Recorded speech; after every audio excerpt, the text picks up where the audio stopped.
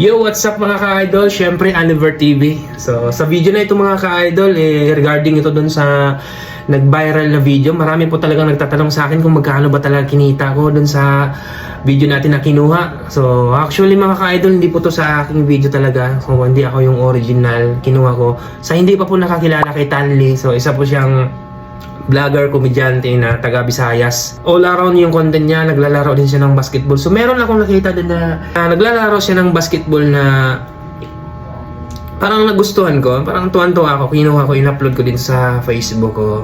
Yun, hindi ko naman inaasahan na mag-viral pala yung video na yun. So umabot lang naman siya ng 3.3 million views at saka 2.4 million views. So magkasunod yun. Ngayon ang tanong, magkano ba yung kinita ko dun sa video na yung nag-viral? So, dalawang video po yung nag-viral.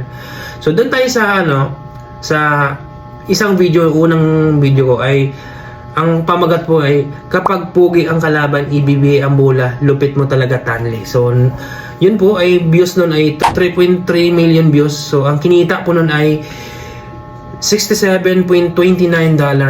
So, yun po yung kinita nun. So, i-compute mo yun sa times 59. 59 kasi 59 po yung dollars ngayon.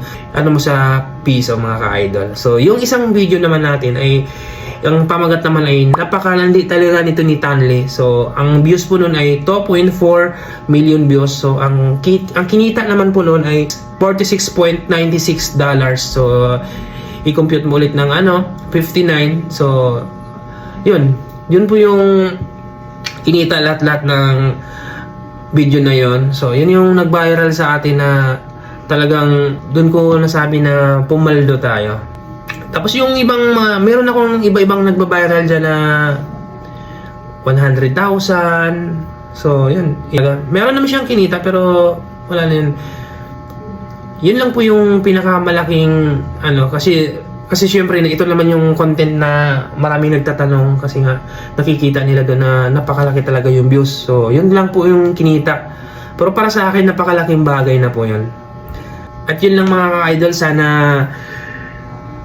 nasagot ko na yung katanungan nyo. So, marami po talaga nagtatanong sa akin kung magkano. Akala nila talaga talagang pumaldo ako ng husto. So, talagang maliit lang po kita dito sa sa Facebook. Kung sa ganitong views, kung itong views na to kung sa YouTube yun na nag-viral ay talagang paldo ako.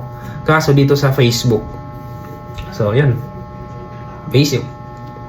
So, yun mga ka-idol, dahil nakarating kayo dito sa video na ito mga ka-idol, dito sa bandang dulo, hihingi po sana ako ng favor mga ka-idol at paki-like po yung mismong video. Kahit wag na kayong mag-follow mga ka-idol, i-like mo lang yung video. Malaking tulong na po yan para sa akin.